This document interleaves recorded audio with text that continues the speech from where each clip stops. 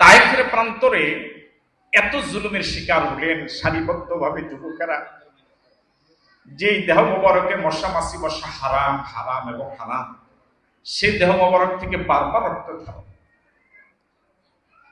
দেহ থেকে এত বেশি রক্ত ঝরেছে, জুতা মোবারক দেহ মোবারকের সাথে সিমেন্টেড হয়ে গেছে, জুতার ভিতরে রক্ত জমাটবদ্ধ হয়ে গেছে।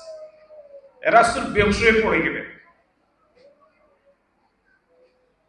জিব্রাইল আসলেন এই জালেমদের বিরুদ্ধে রাসূলকে বদদোয়া করার জন্য, শাস্তি দেওয়ার জন্য। রাসূলকে বললেন যে অনুমতি দেন, পাহাড় চাপা দিয়ে ধ্বংস করে দিন।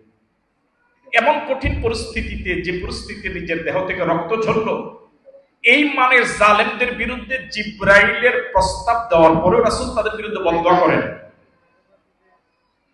আর সে দয়াল নবী, সে দয়ার সাগর রহমাতুল লিল আলামিন নবী, যে রোজাদার রোজাকে যথাযথ মেহমানদারি করতে পারে নাই, রোজার বিনিময়ে নিজের জীবনের গুনাহগুলো মাফ করাতে পারে নাই, ওই রোজাদার বিরুদ্ধে রাসূল বদদোয়া করেছে।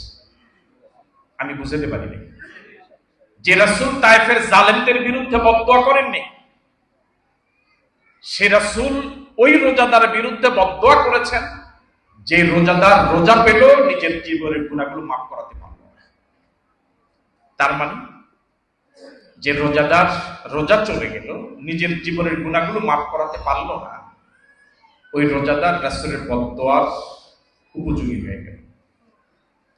আল্লাহ রাব্বুল আলামিন আমাকে আপনাকে এমন রোজাদার থেকে আল্লাহ পাক হেফাজত করুন। রোজার মাধ্যমে রব্বুল আলামিন আমার আপনার জীবনের সব গুনাহগুলো মাফ করে দিন।